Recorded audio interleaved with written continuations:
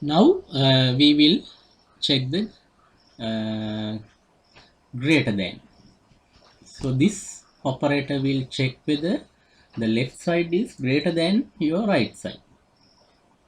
Right? If left side is greater than your right side, this condition is success. Otherwise, condition is unsuccess. Now we'll try to implement this in C programming language. So what I have to just do is change the operator. Now it is checking whether A is greater than B. So if A is greater than B, this part will run. Otherwise, this part will run. Right? So if A is greater than B, if that is success, we can see A is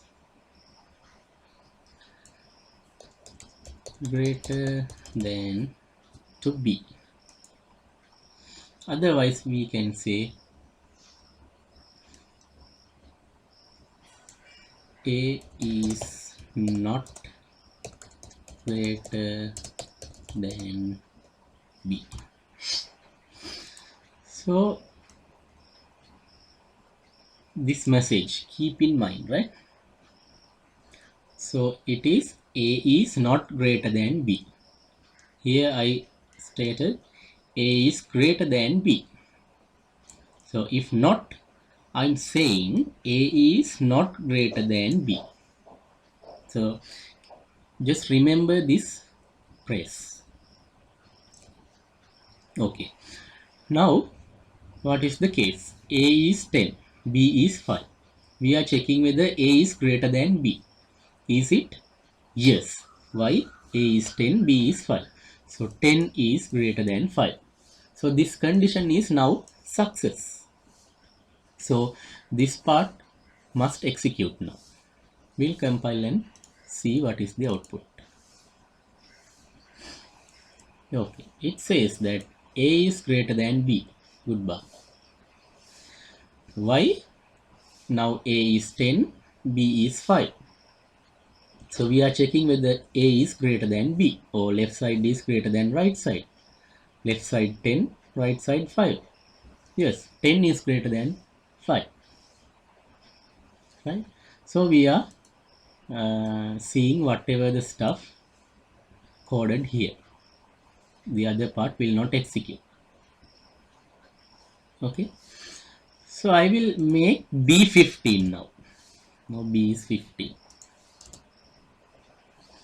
Now we are checking whether A is equal to B. But now A is 10, B is 15. A is smaller, your left side is smaller, and the right side is the greater one now, which means this condition is unsuccess. So this part will run. Let's compile and see the output.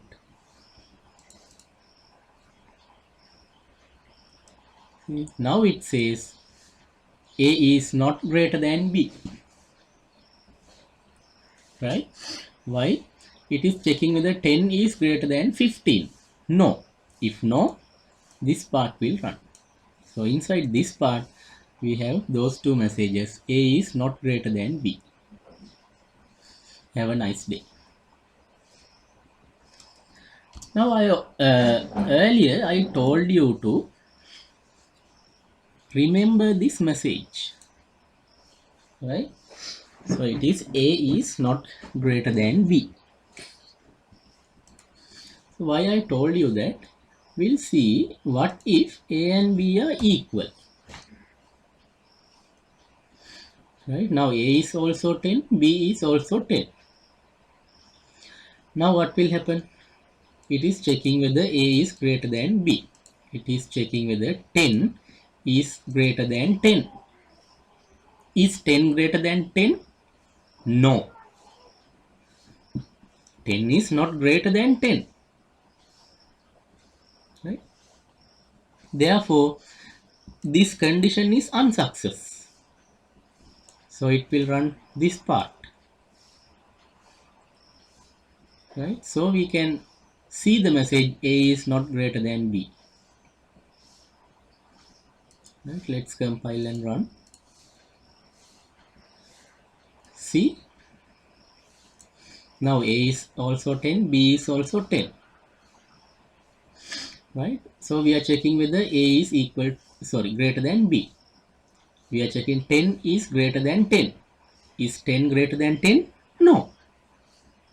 So this part will run. So we have stated the proper message. So what can we say is, we can only say A is not greater than B. Right? What if we use the incorrect message? Let's say if A is greater than B, it says A is greater than B. Otherwise, we can say A is less than B. So instead of that message, what will happen if we use this message?